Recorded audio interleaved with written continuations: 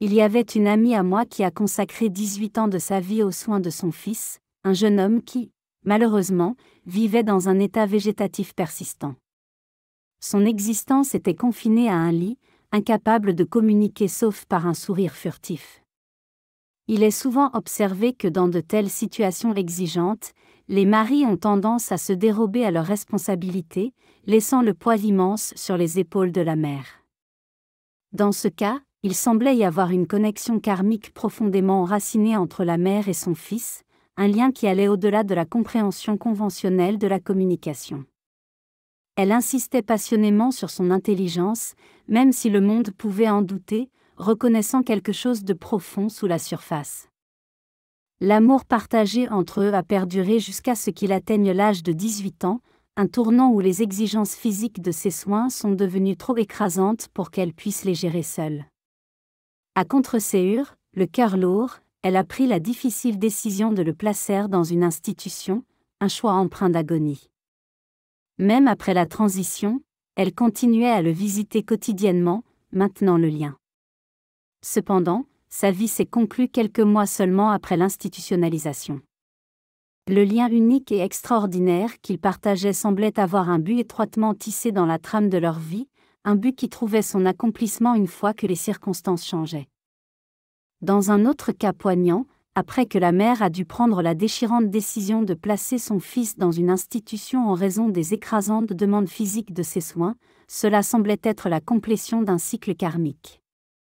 Alors qu'ils étaient séparés, la mère semblait rembourser son karma, et le but de l'existence de l'enfant dans ce corps sur terre s'est conclu. Sa disparition ressemblait à une libération, rappelant le sentiment exprimé dans la Bible, bien fait, bon et fidèle serviteur. Pour elle, cela marquait l'achèvement du karma et des leçons, la libérant pour avancer sans être alourdie. Dans cette danse complexe du destin, il a accompli son rôle, peut-être en lui enseignant une leçon profonde. Cette histoire met en lumière les dynamiques complexes impliquant les âmes handicapées et les responsabilités des aidants.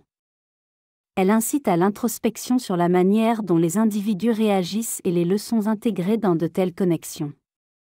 L'idée que rembourser le karma peut impliquer de revenir avec les mêmes personnes encore et encore souligne la nature complexe de ces connexions d'âme. Parfois, un schéma émerge où des vies entières sont consacrées à essayer de rembourser le karma sans résolution.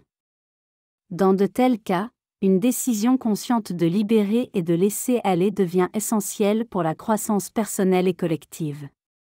Bien que cela puisse ne pas être compris par les autres, exprimer internalement l'intention de libérer et de déchirer le contrat peut apporter des changements et des transformations inattendues. En fin de compte, cela met en évidence le pouvoir transformateur de laisser aller et d'avancer, un aspect crucial de la toile complexe de la vie. Dans mon rôle de chercheur de compréhension, je navigue dans les domaines étranges et mystérieux de mon travail, endossant les rôles de reporter, d'enquêteur et de gardien des connaissances oubliées. Mon voyage implique de plonger dans d'innombrables cas, de discerner des schémas et de comprendre plus profondément le but de la vie et les mystères qui se trouvent au-delà.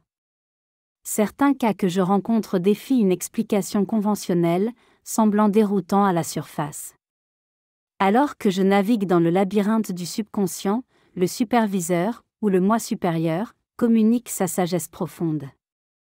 Chaque affection physique ou inconfort, chaque nuance subtile du corps, est un message du subconscient, une tentative de transmettre quelque chose d'important, d'attirer l'attention.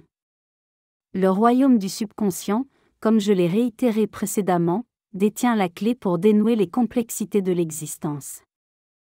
Un exemple poignant se distingue, où un homme a raconté un incident éprouvant survenu quelques années auparavant dans une ville animée. Il est devenu victime d'une attaque brutale par une bande de voyous, laissé pour mort dans une ruelle déserte. Miraculeusement, il a survécu, bien que la récupération ait été longue et difficile. Au cours d'une séance visant à démêler les mystères de cet événement traumatique, son subconscient a révélé une vérité surprenante. C'était orchestré par un groupe d'amis qui s'étaient portés volontaires pour l'aider. La révélation selon laquelle ces « amis » ont presque coûté sa vie a suscité l'incrédulité. L'explication était ancrée dans leur perception selon laquelle il s'était écarté de son chemin destiné, s'engageant dans une voie égarée. Son but, tel qu'échoé par le subconscient, était enraciné dans la mission altruiste d'aider les autres, un thème récurrent dans les révélations venant d'au-delà. L'essence de l'existence, telle que communiquée par le moi supérieur, n'est pas une indulgence hédoniste, mais un voyage partagé vers l'illumination, axé sur l'aide aux autres pour les libérer du cycle implacable du karma. Cette perspective profonde remet en question les notions conventionnelles, exhortant à une profonde contemplation de nos rôles dans la chorégraphie cosmique de la vie. Dans le voyage inébranlable de l'évolution de l'âme, le principe dominant souligne la nécessité profonde d'aider les autres et de contribuer positivement au monde qui nous entoure. Cette vérité directrice demeure constante à travers les méandres de la vie. Dans un cas intrigant, un homme s'est retrouvé dévié de sa trajectoire, apparemment inconscient des doux coups de coude de son moi supérieur. Malgré des tentatives répétées de le réaligner avec son chemin prévu, son subconscient peinait à attirer son attention. Confronté à cette résistance, un groupe d'amis, agissant comme des volontaires sur un plan supérieur, a orchestré un incident dramatique pour le secouer et l'inciter à l'introspection. Cette intervention perturbante, entraînant un long séjour à l'hôpital, l'a poussé à réévaluer la trajectoire de sa vie.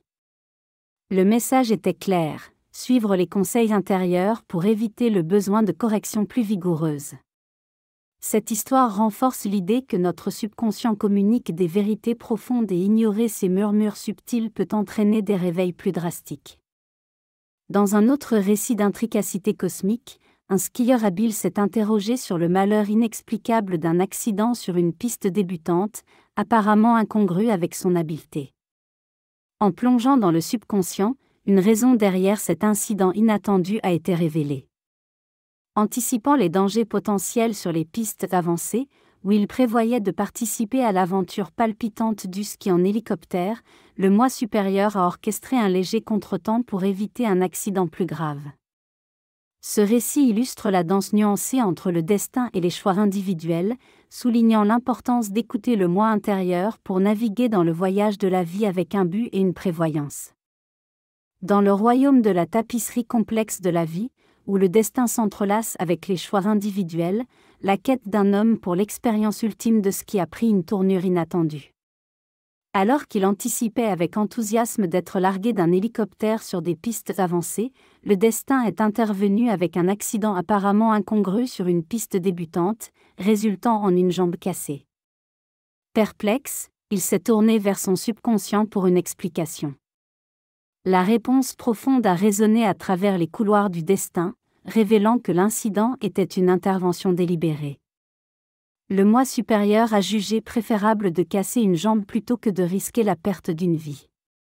L'aventure imminente, chargée de périls, portait le potentiel d'une fin fatale. Cette intervention, bien qu'initialement perçue comme un revers, a finalement servi de sauvegarde, contrecarrant une trajectoire qui aurait pu mener à une fin prématurée. Elle souligne la nature mystérieuse mais protectrice du moi supérieur, orchestrant des interventions complexes pour éloigner les individus de cours périlleux et préserver l'équilibre délicat entre le destin et les choix personnels. Dans la grande tapisserie de l'existence, ces incidents apparemment étranges tissent un récit de guidage cosmique, exhortant les individus à écouter les murmures subtils de leur subconscient pour un voyage aligné sur leur objectif ultime. L'un de mes clients est venu chercher une compréhension sur la perte de son bras à l'âge de 8 ans. Pendant ses années de lycée, la fusée expérimentale était une occurrence fréquente dans les cours de sciences. Malheureusement, l'une de ces expériences a mal tourné, entraînant l'explosion qui lui a coûté son bras. Curieux de démêler la raison cosmique derrière cet incident apparemment aléatoire, nous avons plongé dans le subconscient. La révélation fut profonde, la perte de son bras était une intervention délibérée du moi supérieur. Le client, un athlète doué avec des rêves de carrière sportive professionnelle, avait été détourné de cette voie. Le subconscient affirmait que s'il avait poursuivi le sport, il aurait peut-être réussi, mais aurait manqué le voyage spirituel qui l'attendait. En modifiant le cours de ses ambitions, l'univers avait orchestré un détour précoce, s'assurant qu'il trouverait éventuellement sa vocation dans le domaine spirituel. Bien qu'étant initialement un changement radical, la perte de son bras est devenue un catalyseur pour une transformation profonde, redirigeant la trajectoire de sa vie vers un but plus élevé. Dans un autre cas, un homme s'est approché de moi, naviguant dans la vie avec résilience malgré sa dépendance aux béquilles. Autrefois millionnaire, il a raconté une période de succès immense. Pourtant, les détours de la vie l'ont conduit vers un chapitre différent. En explorant le labyrinthe de son passé, nous avons découvert un schéma de karma accumulé qui a conduit à une chute financière significative. Malgré les défis, son voyage a pris un tournant inattendu vers la découverte de soi et la croissance spirituelle. Ces récits complexes soulignent la danse intricate du destin, révélant que même l'adversité peut être un catalyseur cosmique orientant les individus vers une profonde autoréalisation et des appels supérieurs. Cet homme avait été un entrepreneur très réussi, accumulant des richesses en construisant des biens à temps partagés dans le monde entier. Sa prospérité financière et ses entreprises étaient à leur apogée lorsqu'un incident bouleversant s'est produit. Alors qu'il inspectait un emplacement potentiel pour un nouveau projet en Amérique du Sud, son avion privé, avec lui et le pilote à bord, s'est écrasé sur une piste d'atterrissage de montagne précaire. Le comportement inhabituel du pilote et l'échec de l'annulation de l'atterrissage laissaient présager une situation périlleuse. Le crash l'a laissé gravement blessé et piégé dans les décombres, suscitant initialement des hypothèses sur son décès. Miraculeusement, il a survécu et a été conduit à l'hôpital. Les médecins, cependant, ont livré un sombre pronostic, affirmant qu'il ne marcherait plus jamais en raison de graves dommages à sa colonne vertébrale et à son cou. Défiant le verdict médical, il a résolu de reconstruire sa vie. Au cours des années suivantes, il a non seulement retrouvé sa mobilité contre toute attente, mais a également changé son orientation loin des poursuites matérialistes qui le dominaient. Le subconscient a révélé que l'accident avait servi de signal d'alarme, intervenant pour rediriger sa trajectoire. Cela l'a forcé à faire une pause, à reconsidérer ses priorités et à s'éloigner d'une vie dominée par la poursuite incessante du succès financier. Face à l'adversité, il a trouvé la résilience et un nouveau chemin qui mettait l'accent sur la valeur intrinsèque de la vie au-delà des gains monétaires. Réfléchissant à ces cas, il semble que le subconscient nous pousse souvent à éviter de devenir excessivement obsédés par le succès matériel. Bien qu'il n'y ait rien d'intrinsèquement mal à atteindre le succès ou la prospérité financière, cela souligne l'importance de l'équilibre. Le message est clair, ne laissez pas la richesse et le succès être le seul centre d'attention de votre vie. Il nous encourage à penser aux autres, à réfléchir à la manière dont nous pouvons contribuer au bien-être de ceux qui nous entourent. L'analogie du pendule suggère que si nous laissons nos vies pencher trop vers des poursuites matérialistes, il devient difficile de trouver l'équilibre. Le conseil est de se recentrer sur ce qui compte vraiment, nos familles, nos communautés et les aspects authentiques de nos vies. J'ai rencontré des hommes d'affaires qui, dans leur quête incessante du succès, étaient au bord de crises de santé. Le subconscient est intervenu, les exhortant à déléguer des responsabilités, à prendre du temps pour eux-mêmes et à apprécier la vie au-delà du travail. C'est un rappel que la vie englobe plus que la simple poursuite de la richesse matérielle, et négliger cet équilibre pourrait susciter un réveil plus puissant de la part du subconscient. Il est fascinant de voir comment mon travail se déploie comme la résolution de puzzles complexes. Je découvre constamment des fragments d'informations éparpillés, et en les assemblant, un récit cohérent émerge.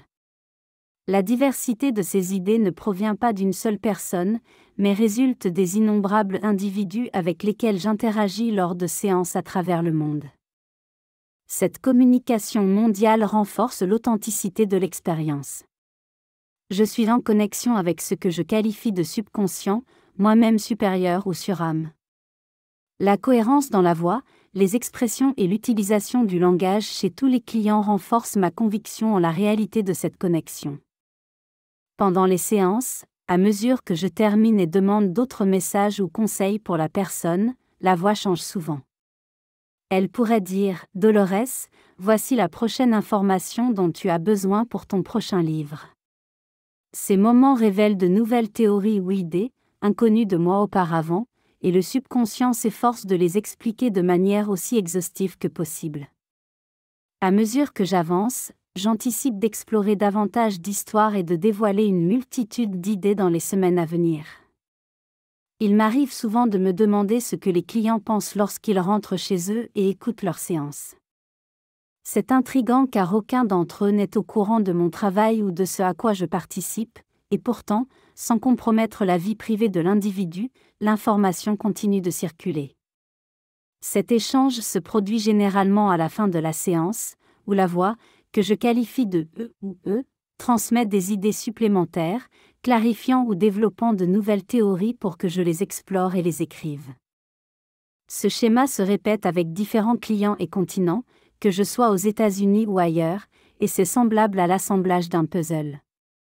Je reconnais que certains peuvent avoir du mal à comprendre ou à croire cela, mais lorsque de telles occurrences persistent sur des milliers de clients et des centaines de séances, cela suggère qu'il y a quelque chose de plus important en jeu.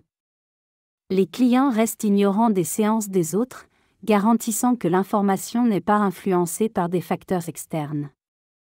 À mesure que je progresse dans ces discussions, chaque fois que je mentionne « eux » ou « eux », cela se rapporte à la force directrice qui s'assure que je reçois les informations nécessaires à partager avec le monde. Cela peut sembler étrange et difficile à croire, mais la constance de ces expériences renforce leur authenticité. Restez à l'écoute, car il y a encore beaucoup d'informations à dévoiler dans les discussions à venir.